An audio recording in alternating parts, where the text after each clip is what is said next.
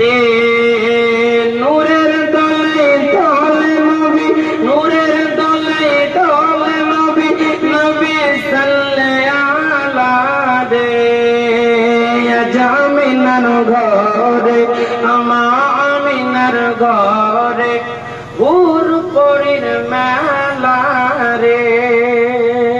সারি সারি ফেরেশতারা নবীকে সালাম জানাই তারা, সারি সারি ফেরেশতারা নবীকে সালাম জানাই তারা।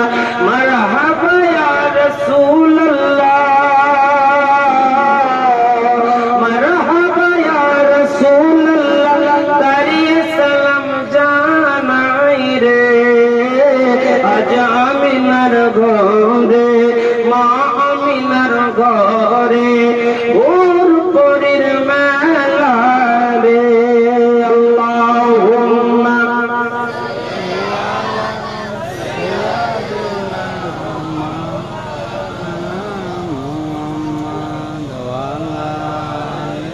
সাইয়্যিদিনা মাওলানা।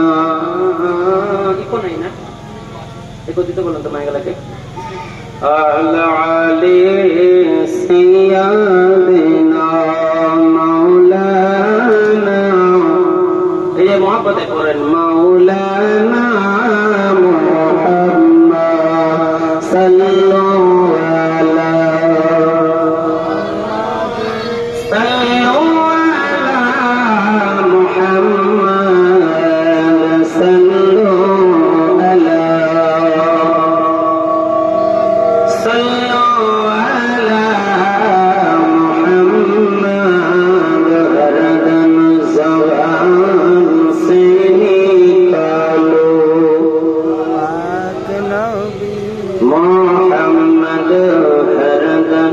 ज़बान से निकालो शफियाना मुहम्मद। आवाज বুঝতে পারছো? বুঝতে পারা যাচ্ছে? সুবহানাল্লাহ। আব্বাজান দেখুন, একটা আফসোসের বিষয়, একটা দুঃখের বিষয় হলো মক্কাতে যে নবী মুস্তাফার জন্ম নিলেন পুরুষ হয়ে, ঠিক না? কিন্তু মক্কার একটা নিয়ম ছিল, এদিকে ধ্যান থাকবে, মক্কার একটা নিয়ম ছিল যে মক্কা শরীফে যেই পুরুষ যেসব ছেলে জন্ম নিবে তারা কিন্তু মক্কাতে বসবাস করতে পারবে না, তাদেরকে অন্য কোন দেশে লালন পালন করাতে হবে। বাবা লম্বা চওড়া ঘটনা, যদি বলতে যাই রাত দিন পেরিয়ে যাবে। হালিমার কিছু একটা অংশ ধরে বক্তব্য সুবহানাল্লাহ বলে। বাবা জানাবেন ভাই জানেন গভীর মনোযোগ দিবেন। নবী মুস্তাফা দুনিয়াতে আগমন করার পরে বাবা আমিনা যেন চিন্তা করে, টেনশন করে, এমন চিন্তা করতে লাগছে বাবা, ফুটফুটে সুন্দর চেহারা যেন নূরানি বাবা, বলে আল্লাহর কাছে দোয়া করে দোয়া করে, বাবা মালিক আল্লাহ গো, আমার স্বামী তো দীর্ঘদিন থেকে মারা গিয়েছে, এত ফুটফুটে সন্তান আমার স্বামী যদি দেখতো আনন্দ পেত, খুশি করবো, বলে নিয়ে কত আদর করবো, বলে নিয়ে কত ভালোবাসতো, আমার স্বামী কত আনন্দ করবো। আমার স্বামী তো দুনিয়া থেকে বিদায় নিয়েছে, আমি না কেমন করে আমার মুহাম্মদকে মানুষ করবো, আমি কেমন করে তাকে লালন পালন করবো। আমার আল্লাহ রাব্বুল আলামিন কুদরতি আওয়াজ দিয়ে বলেন, ও আমিনা, আমিনা গো আমিনা, আমি তোমার মুহাম্মাদের দায়িত্ব নিলাম। জোরে বলুন, আর একটু জোরে বলুন, ও মুহাম্মদকে কোলের মধ্যে নিয়ে আমিনা যেন চোখের পানি ফেলে কান্না করো। আব্দুল মুত্তালিব বলে, বাবা রে তুমি চোখের পানি ফেলে কেন কান্না করো? আমার নবী মুস্তাফার চেহারা দেখে মনটা যেন জুড়াইয়া যায়। আব্দুল মুত্তালিব বলে, বাবা গো আমার মুহাম্মদ যেই দিন দুনিয়াতে আগমন করেছে আমার মনে একটা বড় ব্যথা ছিল, আমার মনে একটা বড় কষ্ট ছিল। আমার আব্দুল্লাহ ছেলেটা আমি অনেক মহব্বত করতাম, ভালোবাসতাম, সে হঠাৎ দুনিয়া থেকে বিদায় নিয়ে নিল। আমি না গো, আমি আমি তোমার সন্তানের চেহারা দেখে আমি মুগ্ধ হয়ে গিয়েছি। আমি তোমার সন্তানের চেহারা দেখে আমি আব্দুল্লাহর ব্যথাকে দূর করে দিয়েছি। আমিনা তুমি চিন্তা করিও না, আমিনা তুমি টেনশন করিও না, আমি তোমার মুহাম্মাদের দায়িত্ব নিলাম। জোরে বলুন সুবহানাল্লাহ। আমিনা বলে ও শ্বশুর আব্বা গো, আমার মুহাম্মদ দুনিয়াতে এসেছে। ও মুহাম্মদ দুনিয়াতে এসেছে। ছোট ছোট বাচ্চারা কত কত মানুষের সাথে খেলাধুলা করবে, আমার মুহাম্মদকে মারধর করবে, আমার মুহাম্মদকে অত্যাচার করবে। সোনার চাল বন্ধুরা, মানে সখী মানুষেরা, আর কিছুদিন পরে দেখা গেল এক তায়েফবাসী থেকে তায়েফে খবর চলে গিয়েছে মক্কাতে কিছু সন্তান জন্ম নিয়েছে। মক্কার বা ওই তায়েফবাসীরা মক্কা শরীফে আসবে সন্তান নেওয়ার জন্য, লালন পালন করার জন্য। আমি না বলি ও শ্বশুর আব্বা, আমি আমার মুহাম্মদকে যদি নিজের হাতে লালন পালন করি তাহলে কেমন হয়? আব্দুল মুত্তালিব বলে আমি না, ও আমি না, মক্কার তো নিয়ম সেইটা না। তোমার সন্তানকে 2 বছরের জন্য অন্য কোন শহরে পাঠাতে হবে, নিয়ম পাঠাতে হবে। আমি না চোখের পানি ফেলে কান্না করে আব্বা গো, না জানি আমার সন্তানকে কে লালন পালন করবে, আমার সন্তানকে কেমন ভাবে আদর করবে। আমি না কিন্তু সহ্য করতে পারবো না, আমি না কিন্তু কষ্ট সহ্য করতে পারবো না। বাবা যান চলুন এবার হালিমার কাছে যাই। এমন করে চলতে চলতে তায়েফবাসীদের কাছে খবর চলে গেল মক্কাতে এমন সন্তান জন্ম নিয়েছে। ওই সন্তানদেরকে যদি লালন পালন করতে পারো তাহলে তোমাকে মাসিক টাকা দিবে, তোমাদেরকে বেতন দিবে, তোমার ওই বেতনে তোমাদের সংসার চলবে। মা হালিমা রাদিয়াল্লাহু তাআলা আনহু রাতের বেলায় রাতের বেলায় বিছানায় শুয়ে রয়েছে। শোয়া অবস্থায় খোয়াবের মতো দেখেন স্বপ্নের মাঝে যেন দেখতে লাগলো একই যেন মাথায় পাগড়ি পরে চোপা পরে ওই আমিনার কানে কানে ওই হালিমার কানে কানে সে বলতে লাগলো, হালিমা তুমি অনেক গরিব মানুষ, তুমি জঙ্গলে ঘাস কেটে খাও, তুমি ছাগল চড়িয়ে খাও। ও হালিমা তোমাকে আর ছাগল চড়াতে হবে না, তোমাকে আর কাজ করতে হবে না। হালিমা তুমি সকাল বেলায় উঠে ঘুম থেকে মক্কার উদ্দেশ্য রওনা হয়ে যাবা।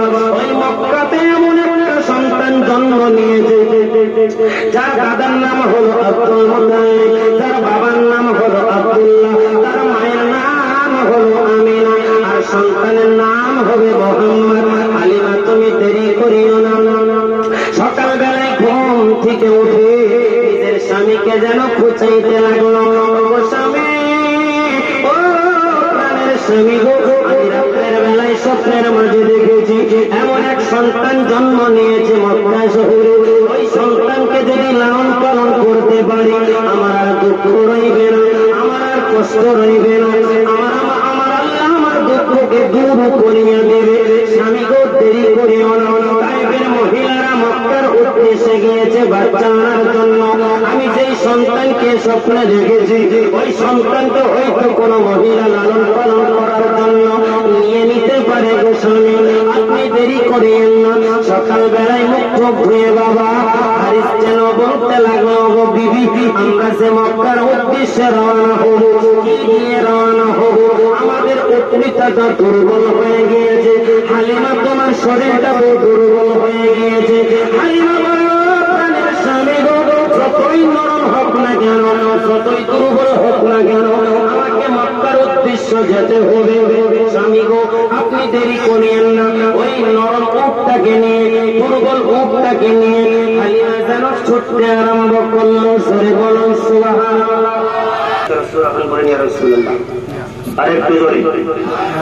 আব্বাজান হালিমা যেন নিজের স্বামীকে নিয়ে হারিস, তার স্বামীর নাম হারিসকে নিয়ে যেন মক্কার উদ্দেশ্যে রওনা হতে লাগলো। টুক টুক টুক করে যেতে লাগলো। আওয়াইতের মধ্যে আসে ওই তায়েফ থেকে মক্কার রাস্তা কমসে কম 3 দিনের রাস্তা।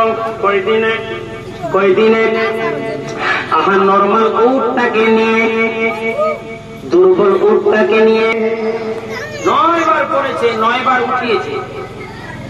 উঠো জোর করে উঠিয়ে তাকে হাঁকিয়ে নিয়ে গেছে। আর অন্যান্য যারা মহিলারা গেছে তারা কিন্তু নিজের উটনির পিঠে চেপে গিয়েছে।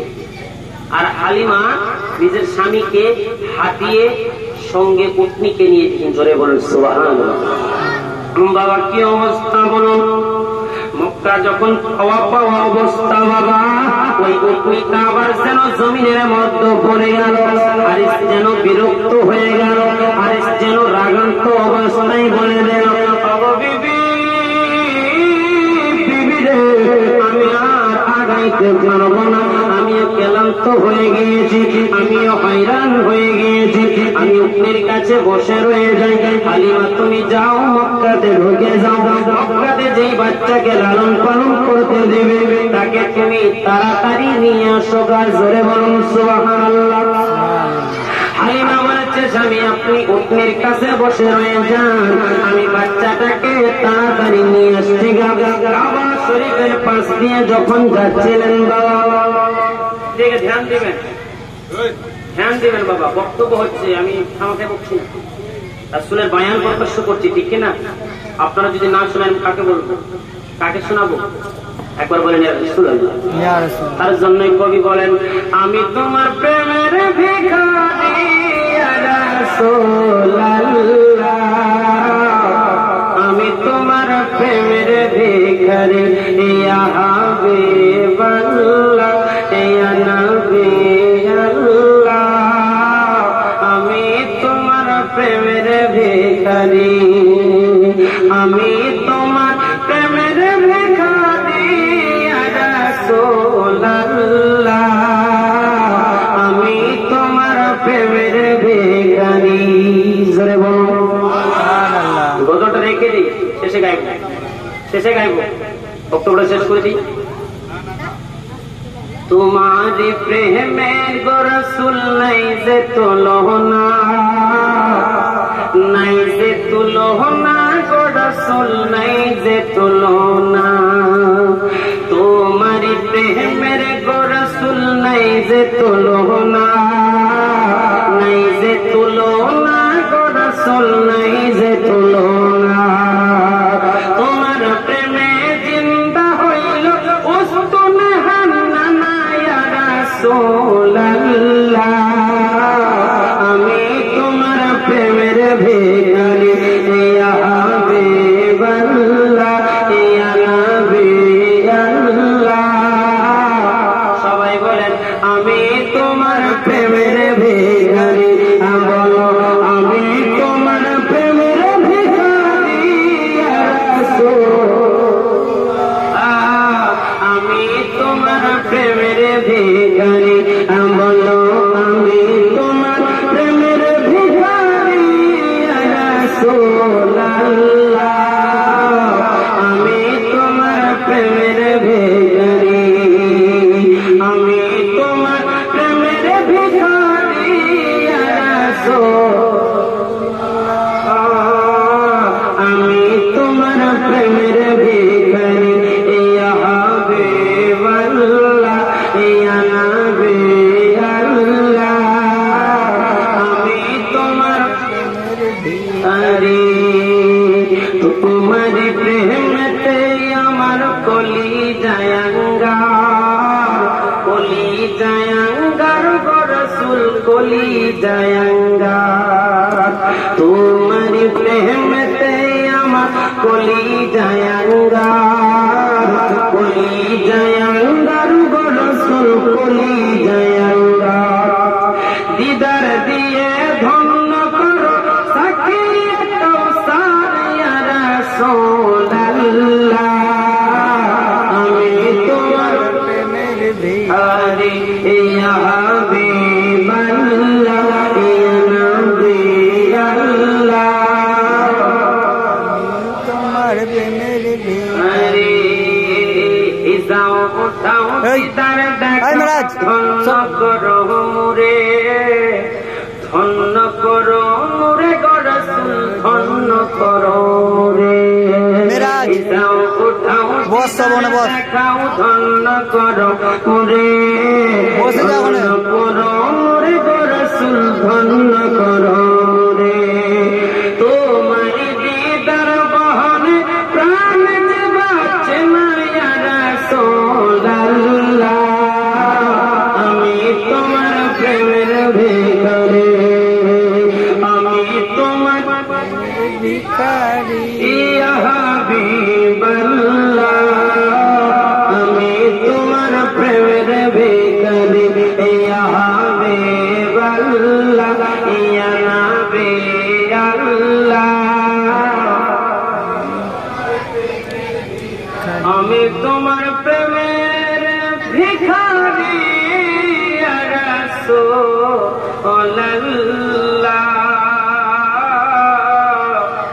আমি তোমার প্রেমের ভিখারি।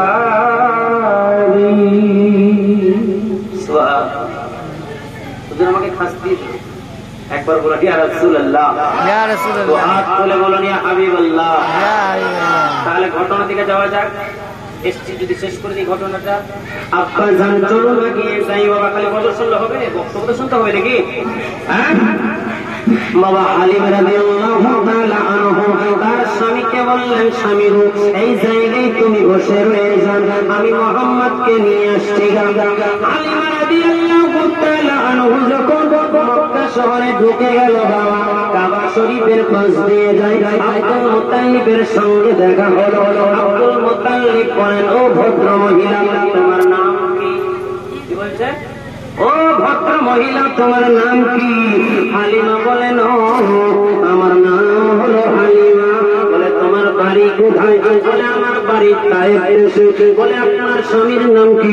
বলে আমার স্বামীর নাম হারিস। আব্দুল মুত্তালিবকে বলেন, আমি একটু একটা বাচ্চার উদ্দেশ্যে এসেছি, আমি একটা বাচ্চাকে নিব, লালন পালন করব, আমি লালন পালন করব, সাথে মাসে মাসে টাকা নিয়ে নিজের সংসারটা চালাবো।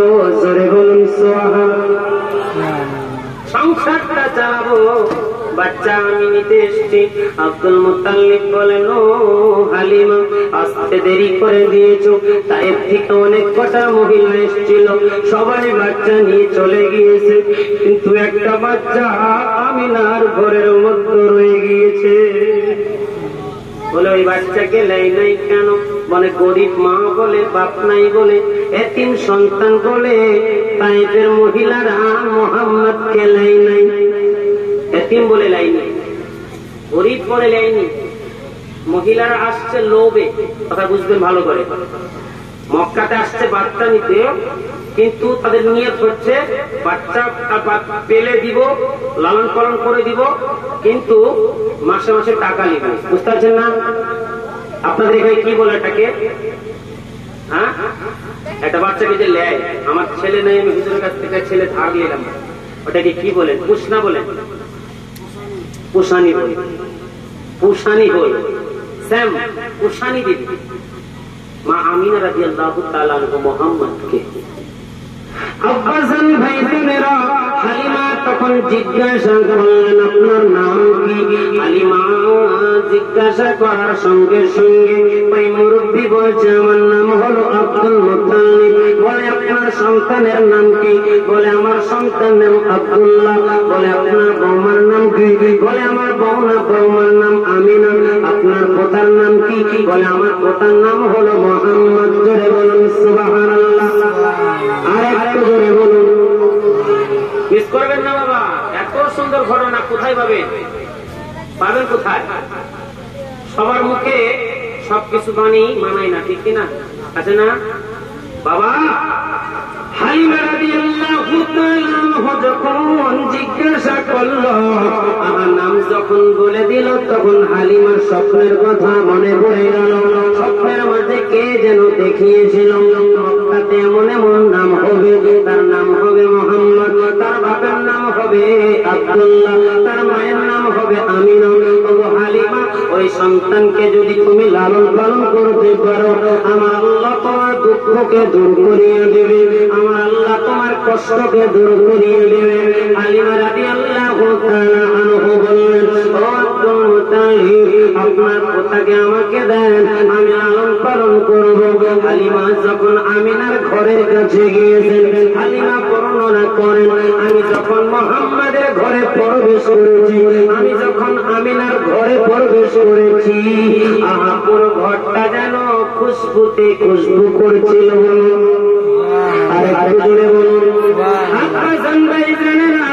হালিমা যখন মোহাম্মদকে কোলে এলো, আমি বলেছিলাম মোহাম্মদ, ওই হালিমার শরীরটা একটু দুর্বল ছিল, শরীরের মধ্যে জ্বর ছিল, ঠান্ডা লাগা অবস্থায় মক্কার উদ্দেশ্যে রওনা হয়েছিল।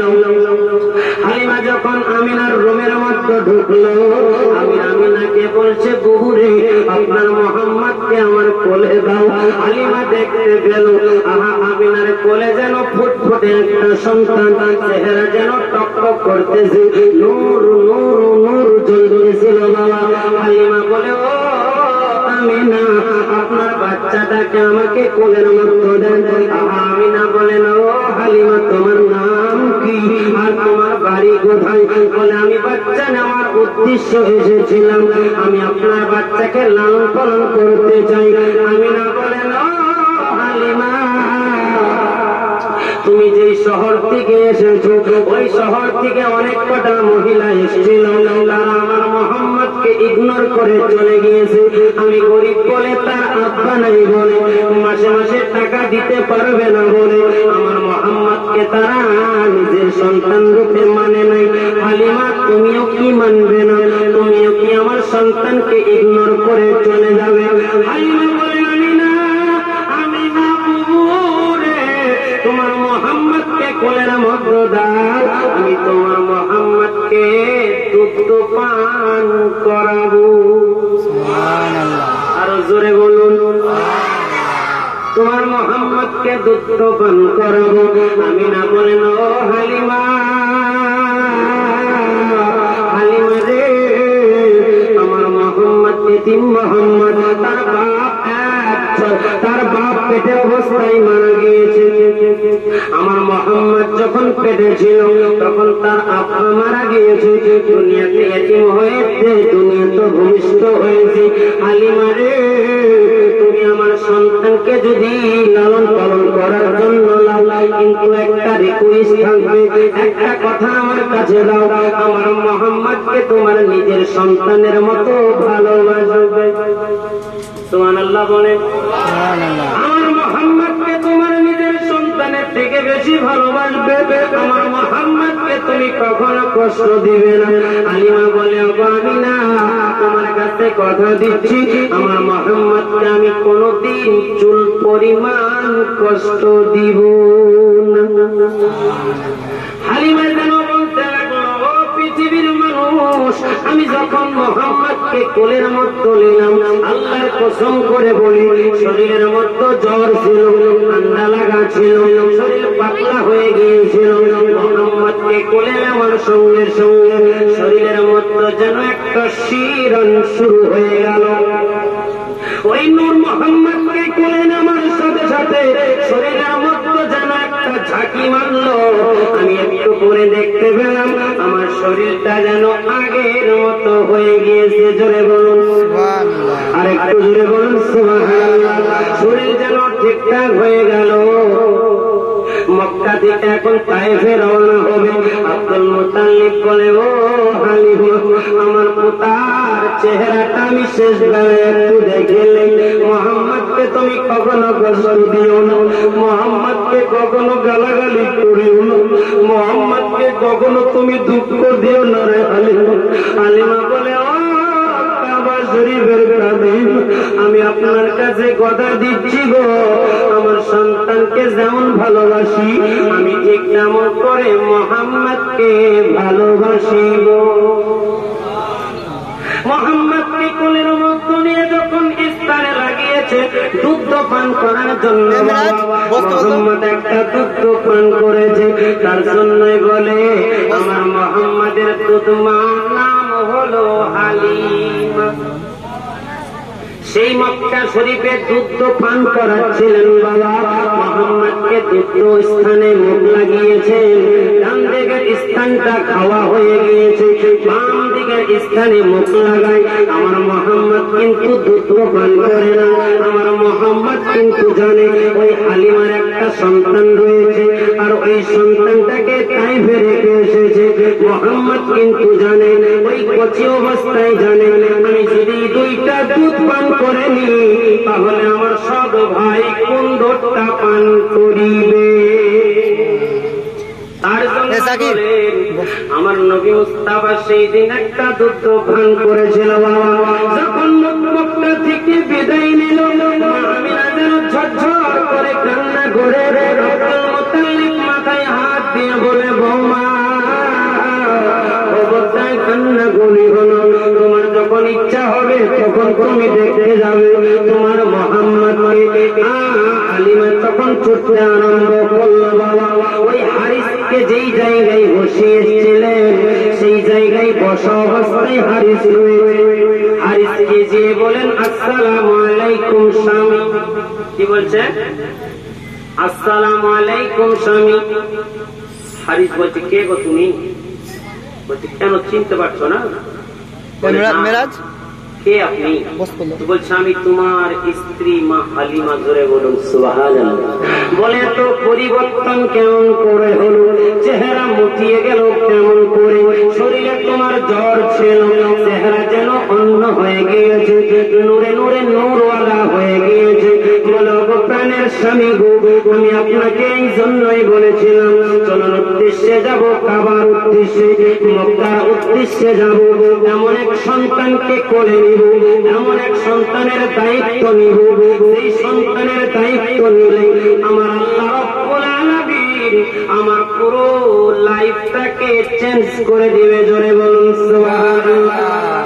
ও প্রাণের স্বামী গো, আমি সেই দিন যখন আমার মোহাম্মদকে কোলের মধ্যে নিয়েছি, তারপরে পরে দেখতে পেলাম আমার শরীরের মধ্যে একটা শিরন শুরু হয়ে গেল। আমি মোহাম্মদকে কোলে নেওয়ার পরে পরে আমার শরীর থেকে জ্বর দূর হয়ে গেল। আমি মোহাম্মদকে কোলে নেওয়ার পরে পরে আমার শরীরের ঠান্ডা দূর হয়ে গেল। ও প্রাণের স্বামী গো, আপনার তো শরীরটা খারাপ, আপনি একটু মোহাম্মদকে কোলে নেন। মোহাম্মদকে যখন স্বামী যখন কোলে নিয়েছে, অর্থাৎ হারিস যখন মোহাম্মদকে কোলে নিয়েছে, ওই হারিস যেন বর্ণনা করে আমার শরীরটা যেন শিরন শুরু হয়ে গেল, আমার শরীরটা যেন কাঁপতে আরম্ভ করলো। কিছুক্ষণ পরে দেখলাম আমার মোহাম্মদের ছোঁয়াতে আমি হারিসের শরীরটাও সুস্থ হয়ে গেল। শুধু তাই নয় বাবা, হারিস তখন বলতে লাগলো, বিবি গো, আমাদের উটনিটা তো অনেক কমজোর হয়ে গিয়েছে, আমাদের উটনিটাকে যদি মোহাম্মদের হাতটা ছোঁয়ানো যায় তাহলে তো উটনিটা তাগড়া হয়ে যাবে, তাহলে তো উটনিটা জেগে উঠবে।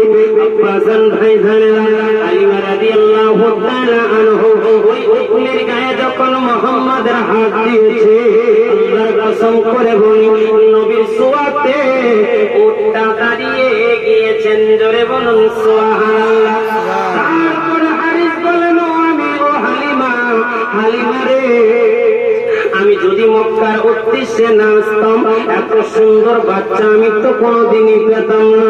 ও প্রাণের স্বামী গো, মক্কা থেকে যেই মহিলা, ওই তায়েফ থেকে যেই মহিলাগুলো এসেছিল তারা তো বাচ্চা নিয়ে চলে গিয়েছে, চলো আমরাও দেরি করবো না। বলে ঠিক আছে চলো রওনা হই।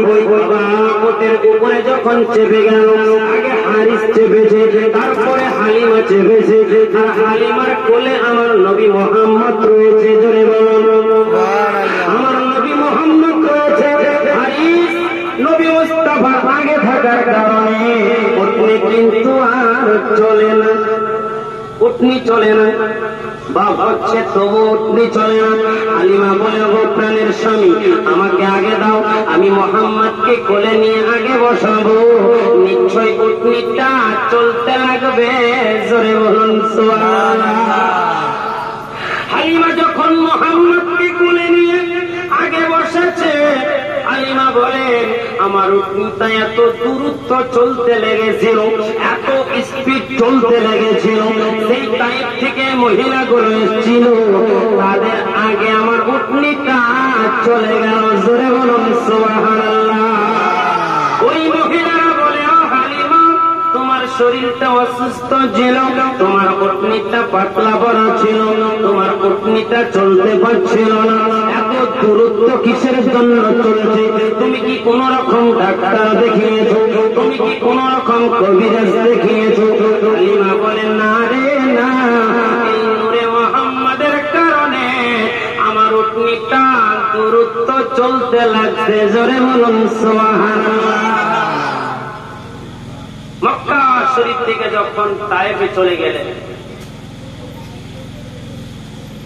মক্কা থেকে যখন তায়েফে চলে গেল বাবা, কি করবে? ওই মহিলাগুলা যে দেখলো যে আমিনা হালিমা যখন তায়েফে নিয়ে গেলেন, লালন পালন করতে আরম্ভ করলেন। দুই ভাই খেলাধুলা করে, একটা সৎ ভাই রয়েছে আর একটা হলো আমার নবী।